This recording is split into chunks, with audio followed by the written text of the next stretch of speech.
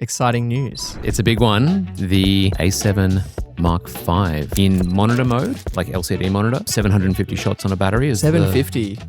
With the electronic shutter on this one, it is a really fast scan. I'd say it's in line with your FX3 level. I'm really excited to see this get out there.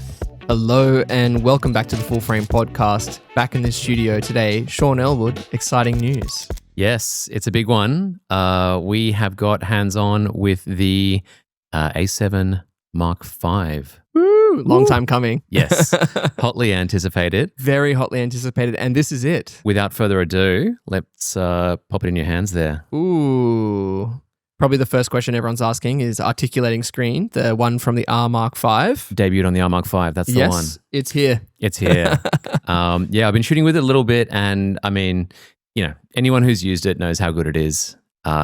It's everything you want. Yeah, it's the same body as the 7 Mark IV and the R Mark V, but with the articulating screen. Yeah, I think that the body is functionally identical to the R Mark V.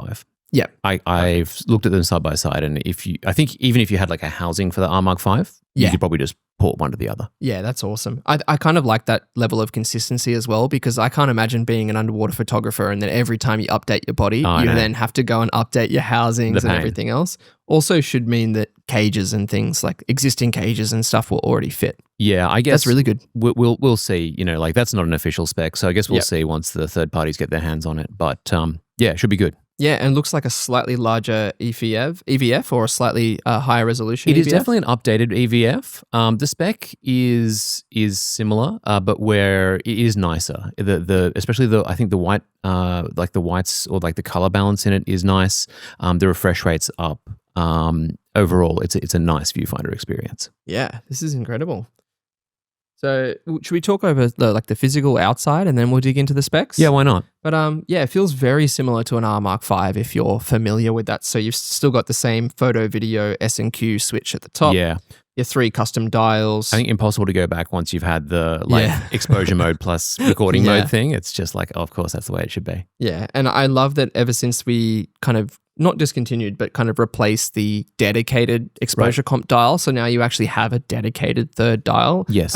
Always welcome to see. Whatever you want. Yeah. I think like the change to USB-C only is probably a big one. Yeah, I did notice that when I had a little brief look over earlier. Most of our previous cameras, we've had the USB-C as well as the micro USB. Yeah. And the micro USB is nice in the sense that it's backwards compatible with like some of the older shutter releases. So if you've got an RMS PR1, that's not going to work out of the box with this. But I think on the flip side, you get a lot out of having the dual USB-C, right? You get the ability to power it simultaneously with having a remote or sending, video off board via like HEVC. So yeah, a lot of extra functionality with those dual USB-C ports. Yeah, I can already see people using a phone as a running monitor and control app, and then you can still output a signal to power the phone, but then still be running power into the camera. That's right. Which is awesome. Yeah, that's really welcome. Yeah. Very, very, very welcome. I think that's going to go well. Yeah. It's 2 SD slots with the top slot also compatible for CF Express. That's right. Yeah. Still compatible with the VGC4 EM vertical grip rather than the C5. Yep. So, that's just in line with the grip design being close to the A7R Mark V. Other than that, it looks very similar. It feels very familiar. I think it's going to be familiar. We're not looking to reinvent the wheel here. Yeah. All right, just let me talk through sort of the guts, like just from a top line perspective. So we've got all the AI-based real-time AF in there, as you would expect for something new in our lineup at this stage. 30 frames per second is the headline 30 FPS burst speed. That's right. 30 frames so per in second. line with an Alpha 1 basically in terms of speed. Yep, that's right. And just like the Alpha 1, that's blackout free shooting, which is I think really critical for those high burst rates. I'll try and set it up. There you go. There you go. Updated sound. But I think still does the same job. That 30 FPS is in electronic shutter. It is, yeah. So anything above 10 frames per second goes to full electronic shutter. Yeah. I've had a bit of a muck around with the electronic shutter on this one. It is a really fast scan. I'd say it's in line with your FX3 level. You're talking about 15 milliseconds ish. Again, I'm sure people out there will test it, but this is just ballparking. It's quick. That's really how quick. It feels when you're using it. It feels, and I've done some scan time tests, so I'm not exact, but that's really exciting because traditionally, I mean, even maybe an episode or two ago, we were kind of recommending people, if you're not using an Alpha 1, probably stay away from electronic shutter. Yes. And now it's like, well, you could, you probably could. Yeah, that's it. Absolutely. We're quoting 16 stops of dynamic range on this. 16. Yeah. So it's the first time in a non-R, sort of one series camera. And even then, it was always advertised as 15 plus. Yeah. So 16 stops is what we say here, which is a lot. Wow. So again, that's going to be one that the wonks will get their hands on, and we'll see what the testing is. But no, but that's really exciting. Very exciting, yeah. And I think there hasn't been a big leap forward like in that way for a little while, I think. Yeah. I think it's felt for a long time like we've been idling in terms of pure stills performance. I'm excited to see what people pull out of this. I feel like that's an area where there is potential for growth as well. We've kind of, not that we've necessarily hit a cap for image quality, just but in terms of the focus. There's been the race for resolution. Yeah. And, at some point, it's like a law of diminishing returns. Yes. Yeah. It's just like, just give me better pixels rather than more of them. Yeah, exactly. And higher dynamic range is kind of the answer to that. Yeah. Yeah, that's really exciting. Big tick from me. We checked out the maximum ISO on this one as well. So it's the 51,000 native, and then you can expand it out to 200,000. Yeah, native 51,200 and expandable up to 204,800, which is big numbers, crazy high. Yeah, that's getting into A7S territory. It is actually getting very into A7S territory. In terms of video, obviously that's a big factor. We now have 4K 60p full frame. By default, it's going to have a very slight crop, but there's also a mode in there where you can get full scan. With no caveats. That's definitely something that people have been asking for, and I think might have been one of the only real drawbacks to maybe an Alpha 7 IV for those people that actually need slow motion with a full field of view. Yep. But other than that, 4K 120p at APS-C as well. Oh, super cool. So that's available. Yeah. The battery life on this camera is a huge step up. And it's honestly, it bucks the trend, because what we've seen for, the past decade really is new camera comes out, new features, better processor, blah, blah, blah. Features go up, but battery life goes down. Yeah. A little bit. And that was a big talking point for like even the Alpha 7 III was really talking about battery life because it was so efficient. Yeah. And this one is now from the Mark IV coming up again. Really? So we're now looking at in monitor mode, like LCD monitor, 750 shots on a battery is 750. Ooh. And then for viewfinder mode, it's like 630, which is still really good. Yeah, okay. And it's great because that is the opposite of what we're seeing across the industry. All the cameras, pretty much anyone else is making.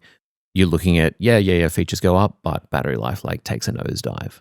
And this isn't specific to this camera, but I think it is worth talking about, is that the fact that all the cameras just use the Z-type battery, whereas, you see it with some other brands in the past, and even still now, it's, new camera, new features, it's more power hungry, but their existing legacy series of batteries are no longer compatible, and there's a different battery for every single camera. Yeah. Whereas I love that, I can swap and change and it's all the same battery. Yeah. Yeah. Look, we love to hang on to a good standard. I think it benefits everyone. Yeah. It's good.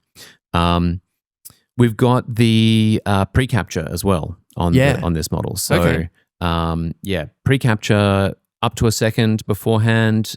It's essentially the same feature that you've got on the Alpha 1 Mark II. Is that only in electronic mode, I'm guessing? That is only in electronic mode, yeah.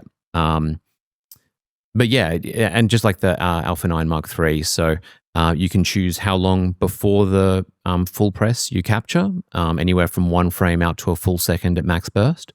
And I think, honestly, our implementation of pre-capture is the best in the industry. Great to see that come across whole cloth. Even in the menu right now, I'm just looking at it. It's, you can activate it by shutter half press. So you can use an assignable button. So you could have the camera not in pre-capture mode, and when you use a custom button, it will just revert into it. On. Yeah, that's really, and it's you don't even have to go into the custom settings to change that. It's right there in the shutter in the pre-capture settings. Yeah, that's really cool. That's really cool. I mean, I honestly this is the first time we've had super high still capture rates and pre-capture burst in a camera that's not like $10,000. Yeah, not what would be considered like the flagship or the Pro series of cameras. That's right. So I think there's going to be a lot of people getting used to high-speed capture when this comes out, because it really does. I mean, I've been using this. I went and shot an event, and I put 2,000 images in the can in the course of like half an hour. And, it's easy to do. All the birders out there are going to be really happy about this. They'll be thrilled with it, I think. Because we've talked about the autofocus getting better, and then XD linear and nearly all of the GM lenses now. Mm-hmm.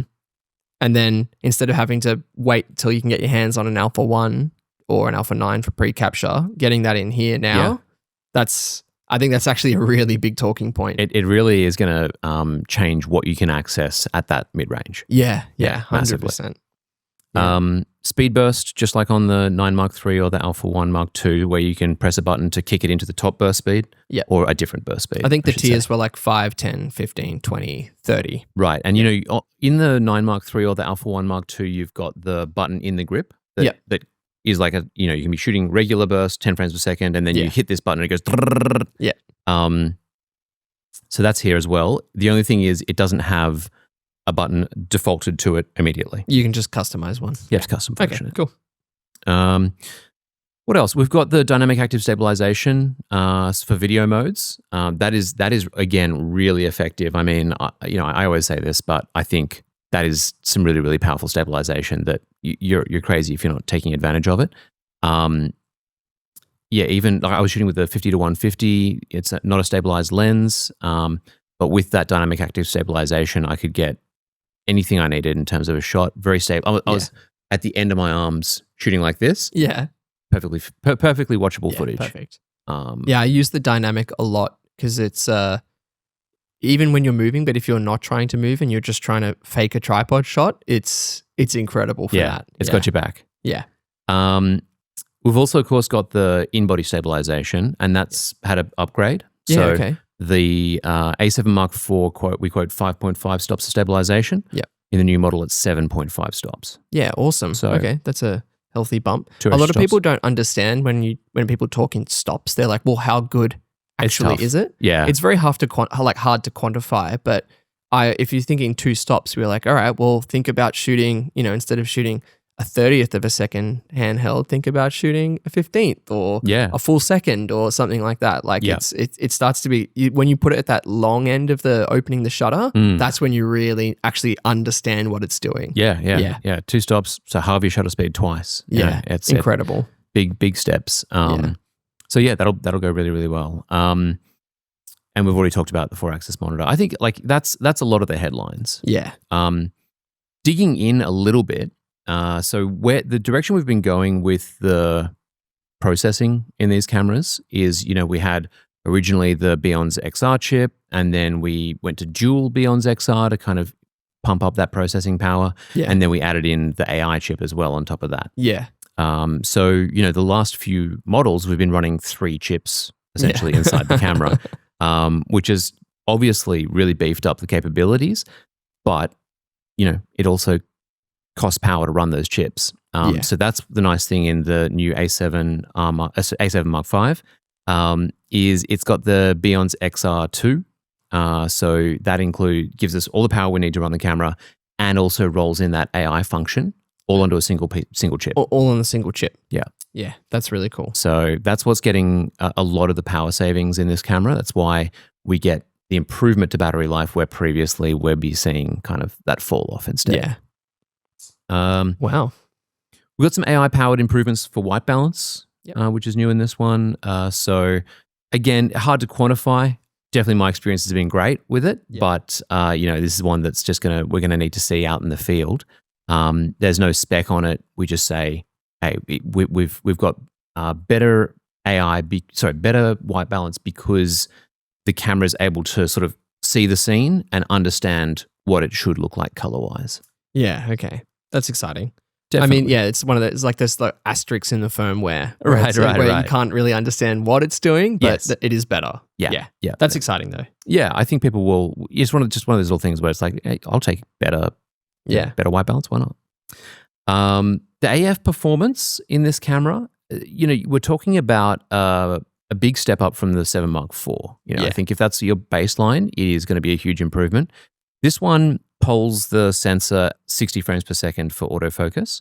That is down from the Alpha 1 Mark II or the Alpha 9 Mark III. They're at 120 frames per second. So this one is still, though, coming from an A7 Mark IV, it is getting really, really sticky, really, really good. Yeah, I noticed that. Not quite at the spooky level of the some of those the sports models, but still incredible. Yeah. I think especially for tracking, and the other thing that it does really, really well is, when you've got subjects moving in front of what you're trying to shoot, it's great at being tenacious, hanging onto your subject and not letting itself get distracted. Yeah. Talked about 16 stops. Oh, okay. This will be. I don't know. I mean, I hope it's not controversial. I know though that there will be people who will be mad. Okay. Uncompressed RAW is gone. Uncompressed RAW is gone. Now we just have lossless compressed RAW. Yeah. And then we have 2 levels of compressed RAW. Yeah. Okay. So basically just like the max quality compressed RAW and then the standard. Yeah, lossless compressed HQ and compressed. Yeah. Yep. So, I think this is ultimately you don't lose anything by losing uncompressed RAW. Uncompressed RAW, of course it's nice, on some level it's like a little comfort blanket to be like, there's no compression. Yeah. But lossless compressed RAW, it is literally what it says. You don't lose any information. It just makes for a smaller file. Yeah, it's just packing it more efficiently. Yeah. Yeah. I mean, I've been using just compressed RAW for everything ever since I switched to Sony. So. Totally. Yeah, look. Yeah. It's definitely the kind of stuff which is going to matter in a single-digit % of cases, if that. But, if you want the best of the best, I guess rest assured, you're still getting it. There's no It's harm just in a here. nicer file, wrapped nice and tidy. Yeah. Yeah. Okay, so we talked about the stabilization. It's not quite at the level of the Alpha 1 Mark II. That's 8.5. But it's up there. It's definitely a nice change. We talked a little bit about the video, right? So we've got 4K 60 at full frame. Yeah.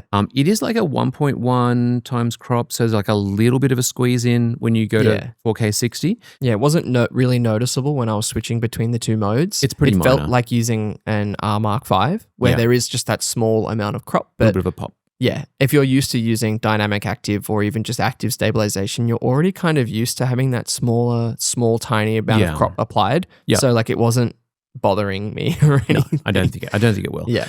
With that said, if you do want the full frame, there is a no pun intended. What we call angle of view priority. Yeah.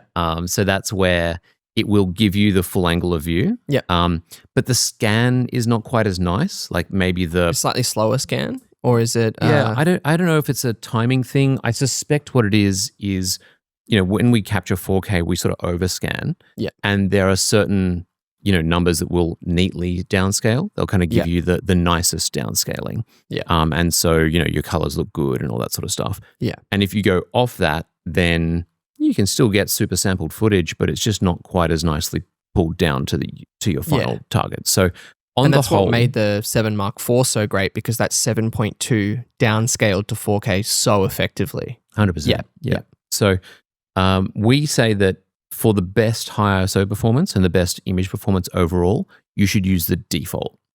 Yeah. Which is that 1.1 Not the times angle crop. of view priority. Not the angle of view priority. Yeah, okay. But hey, if you do want it, it's there. It's there. And that applies for both the 4K 60 and the 4K 120p. Yeah. It doesn't take you out to full frame in the 4K 120p, but it does reduce the crop. Yeah. It's the smallest amount. I'm literally just toggling off the 4K angle of view priority, and it's so negligible. It is a very small difference. But I guess it's nice if you're really gasping for angle of view. Maybe you know you're max on your wide angle and you just need that extra bit in. Yeah, does help. Okay, the only other thing that I really wanted to hit on this one spec wise was there's been big improvements for thermal shutdown. Okay. So in the camera we have basically like one of the challenges for these cameras is that the sensor is mounted on a moving plate for the in-body image stabilization, but we still need to be able to heat sink it. And so like how do you thermally couple it to the body without physically coupling it to the body?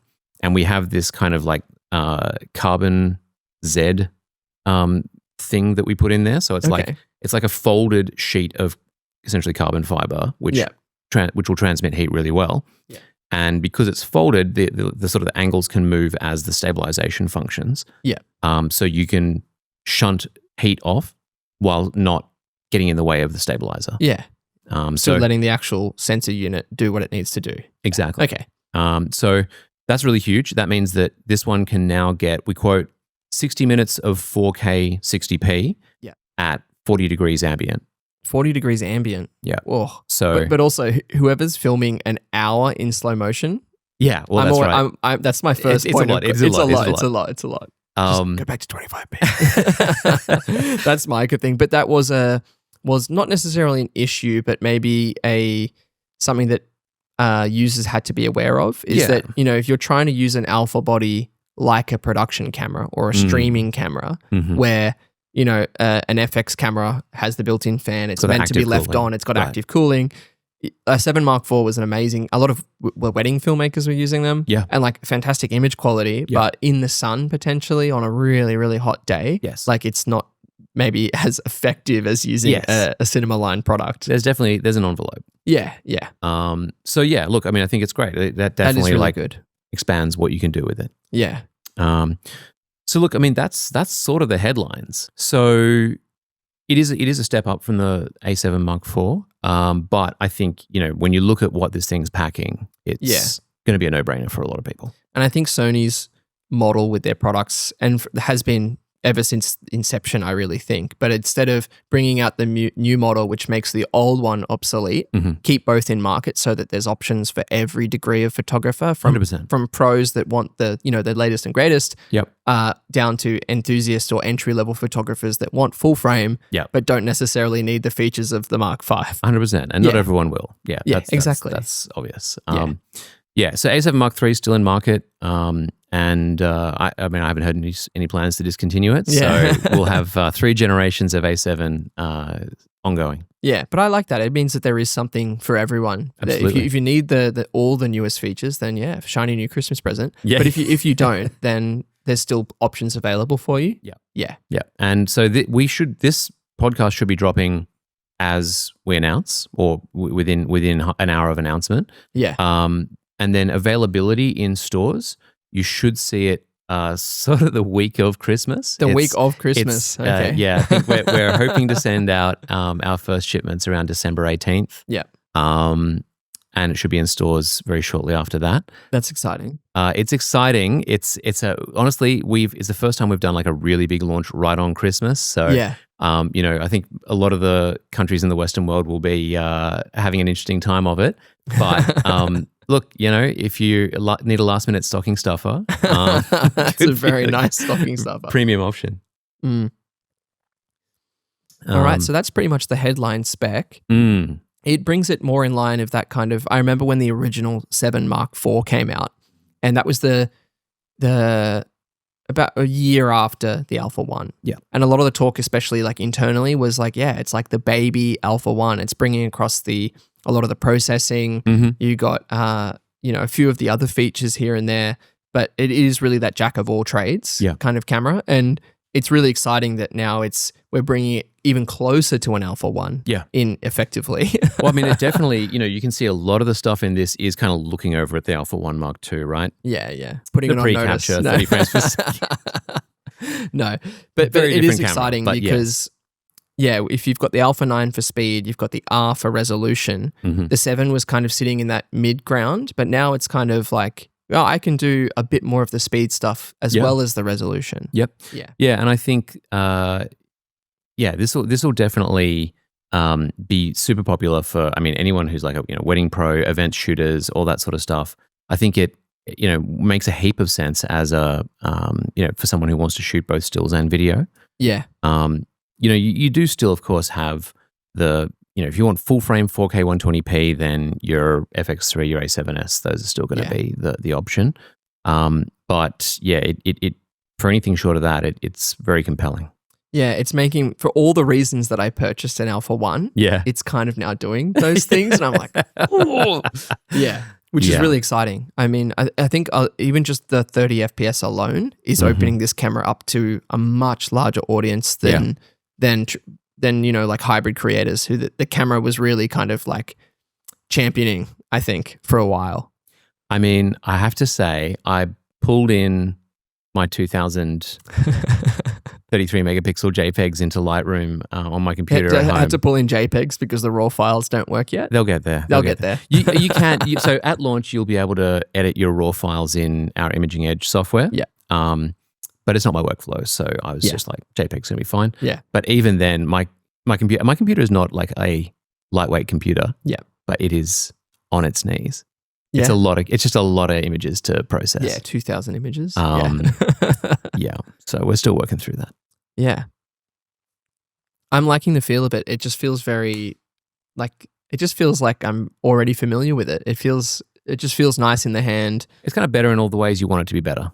Yeah. Is it any heavier than the 7 Mark IV? That's a good question. I think it is. It feels... It could be a scotch heavier, I think. Only because when I used to pick up an Alpha 1 Mark I next to a 7 IV, you go, whoa, there's a bit of a difference. Yeah. Yeah. I think it would all be in the screen and the supporting stuff for the screen, really. Yeah. I mean, it's interesting. This is another case where we've brought out a mid-range camera. I mean, this is on the high end of mid-range, but mid-range camera with brand new tech in it. So this is the first time we've seen the Beyond's XR Mark II. Usually it's trickle down. That's the direction we usually go. Yeah, so this is exciting. I will say, I mean, it's not supporting any bleeding edge features here, right? I mean, the thing that it gives you is amazing battery life. Yeah. And, like that is something that we see a lot of feedback around. Okay. We do, obviously, we do a lot of market research around like what do people shop for. Yeah. And when you ask people, one of the top things they talk about is battery life. They want, and it's actually the second top. Yeah, I think a lot of people get lost in the trap of chasing features that they don't necessarily need. Yeah. Especially with YouTube, I think. Yeah, of course. Without. Yeah, no, it's true. Yeah, and people are asking for features from a mid-range camera that aren't really needed by mid-range shooters. Right. Which I'm not trying to be rude, but some people are asking for features like, crazy high resolutions in RAW and things like that. And, the HDMI port's capable of that. So if you need it, it's there. Yeah. But the kind of people that are using a 7 Mark V aren't necessarily, they don't need, 12K, like blah, blah, blah, blah. Yeah, yeah. So I find it's a really interesting discourse where a lot of people are chasing features that are actually far beyond what potentially they even need them for. Yeah. I mean, I think most people who've been in the hobby for a while have had their moment where they're like the dog that caught the car, right? Where you go like, I really want like this, and then you go and get it and you're like, oh, but like processing this sucks. Yeah. Or whatever it is, there's lots of stuff. I mean, I know for me, I had the full like, I want a higher than 1x reproduction ratio macro lens, and then you get one and you're like, oh, there's no depth of field. Yeah. This is painful. Yeah. Or people that ask for like, 6K open gate RAW. And then when they get to start processing that, it's like, all right, well, I bought this beautiful new camera. Yes. Now I need a beautiful new laptop. Right. And now I need, double the amount of storage. That's right. I need all these additional factors that kind of make you go, is it actually worth it? Right. My memory card, now holds 10 minutes of footage or whatever it is. Yeah, and that really adds up for people that, a lot of professionals use 7 Mark IVs and now 7 Mark Vs. Yeah. But, if you're turning over a huge amount of images or a huge amount of video, good file sizes in a good codec, great wrapper, and smoother workflow, that's your friend. And great battery life, like you said. Like that's bread and butter. That's what I want. Yeah, and you'll appreciate it every time you take it out, right? Yeah. Like just having a bit longer before you need to charge and change batteries or whatever. That helps you every time you shoot. I could have the most incredible camera. I could have a camera that does 200 frames a second in 12K, blah blah blah, or 100 megapixel, whatever. But if the battery life's bad, it's an immediate no from me. Yeah. What are you taking it out to shoot first? What am I I don't think I'm even taking it out. Am I? When you get your hands on one. When I'm getting my hands on one. I don't know. The 15 frames per second, up to 30 actually, sorry. I keep thinking 15, but 30, that's exciting. I'd love to do some birding with it. I've got a 200, 600, so I might take it somewhere and do some birding. That would be really fun, I think. I mean, I'm already spoiled with a few other cameras. You're kind of well set. But like anyone who's already shooting on an Alpha 1 wants a second body. This is like... Yeah. And then if you're a professional all the way down to enthusiast and you just want faster speeds, better battery life, you want that articulating screen. I mean, that's why I bought a 9 Mark III initially, was I wanted that screen, which seems silly to buy a camera like that. Yeah. But I just like that when a feature arrives and people respond really well to it, Sony responds and goes, hey, well, we're gonna push it out as far as we can. We do try to listen. Yeah. I was going to say, I think we talked a little bit about the firmware update on the 9 Mark III and the Alpha 1 Mark II for autofocus. Subject Recognition Plus, AF Plus. Yeah. So we don't say Subject Recognition Plus on this one, but it does have a very similar feel, I would say. In terms of being able to track a smaller subject in frame and get down to that very small box size, it feels like obviously the team that were working on this camera worked on that firmware update. Yeah, okay. Is the vibe I get. I don't know if that's true or not, but it's certainly what it feels like. Yeah, it's fun when we talk about it like the DNA. You're like the DNA of one model kind of makes it into another one. Yeah, and of course, there's obviously a lot of engineers who work across teams on this stuff. Yeah. And so, you're going to see that same stuff implemented time and again. Yeah. I'm excited. Yeah, look, I mean, one way or another, it's going to be big for the next decade. Well, this is like the workhorse. Like when people think of Sony, they don't necessarily think of an Alpha 1 or an Alpha 9 or an S3. They're really thinking of an Alpha 7. These are the cameras that people actually shoot on. Yeah. And that's the majority of users for Sony, at least. Yep. Like I know people that have been using 7.3s for the last however long, and then like 7 Mark IVs are just a staple. I mean, most of the advocates and ambassadors have used an Alpha 7 for however long. Yes. Yeah, and it's weird, right? Because I think when you use the A1, the A9, you start to think like, well, that's where the technology's at, but that's the bleeding edge. Really, this is when that tech becomes real for the majority of people who use the gear. Yeah. And that's what I'm excited for. I'm excited for stuff that, maybe we've been used to for the last 6 months, 12 months, for everyone to start feeling that difference. Yeah. That's exciting. It is exciting. Yeah. It's going to be huge. And I think I'm looking forward to seeing more and more people get their hands on with that stuff. Yeah. Even just it's the burst alone for me. Yeah. It's a dangerous thing. Yeah. I feel like there's going to be a lot of people on the forums like, how do I deal with all these photos? Yeah. I mean, 30 frames a second, I know I keep touching on it, but it is really the big difference between shooting traditionally on like a mechanical shutter where it was capped at 10. Yeah. It is now, you're like, if you're shooting sport, wildlife, even portrait, wedding, anything with fast motion where there's a lot of maybe movement in the frame, suddenly it's that difference between getting a great photo and getting the photo. Yes. Yeah.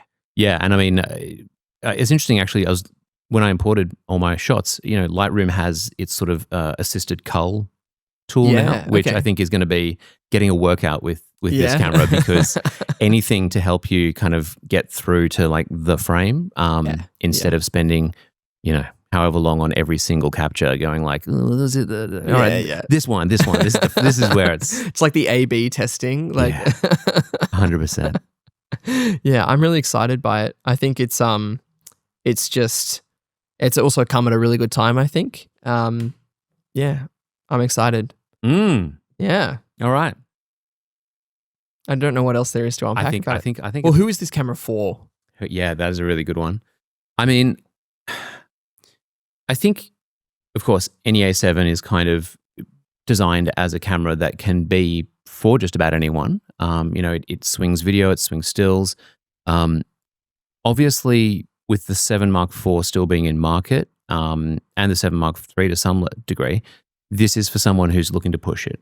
And I think really what this offers is for someone who was looking at an A1 or looking at a A9 Mark III, but it just couldn't get there, right? Like, it'd be like, I'm not going to drop whatever it is, $8,000-$9,000 but also those cameras right now come with a lot of features that if it's a hobby for you, even if you take it really seriously, those cameras are, they're coming with a lot of other stuff that you might never use. Yeah, 100%. Yeah, I think this one focuses on the features that most people can get some value out of. And yeah, I think for people who want to push on up from their sort of previous A7 model, or people who are looking to kind of step up, even, people who have not yet moved from DSLR, who been sort of like biding their time or maybe off the hobby for a while, but want high performance, want to get the biggest benefits out of mirrorless, really see what mirrorless is bringing. I mean, this is kind of an inflection point in that sense, where like a lot of that top end tech has kind of come down, and we won't see the tide come in probably until the next A7 model, right? So do we see a lot of people jumping every second generation? Because you definitely see it. Yeah, because I think a lot of pros sometimes hang on to their gear for a lot longer, or they upgrade very quickly and very regularly. Whereas, there's probably a lot of people out there still using 7 Mark IIIs, and they've been waiting to see what the jump is. Yeah. And I think the jump from 7.4 to this is quite big. Yeah. But the jump from 7.3 to this is wild, massive. Yeah, wild. Yeah, it doesn't even feel like the same yeah. It's funny because going from the Mark IV to this, it's a big step, but you feel very very at home. Similar menu, same body, similar EVF. This one's a lot better, but it will feel homely. Yes. But the Mark III up to this oh is my a big God, jump. you'd be you're really in a whole new world. Yeah. So I'm kind of excited for anyone who's doing that.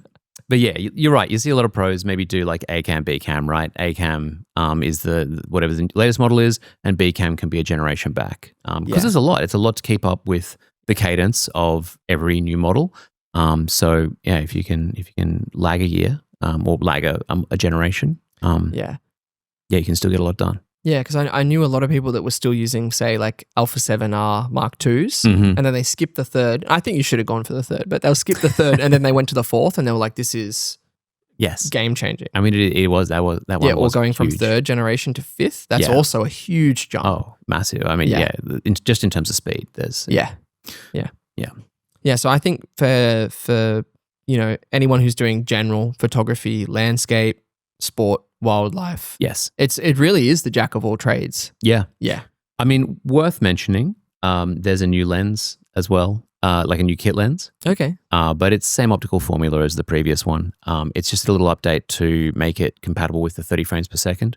Okay. So, it has a new model code, but is not a very changed lens. Actually, one other thing that will be relevant for this one, this is something that like your Alpha 1 and Alpha 9 users have been dealing with for a while, but it will be new to people in the mid-range, is not every lens in our range can do 30 frames per second.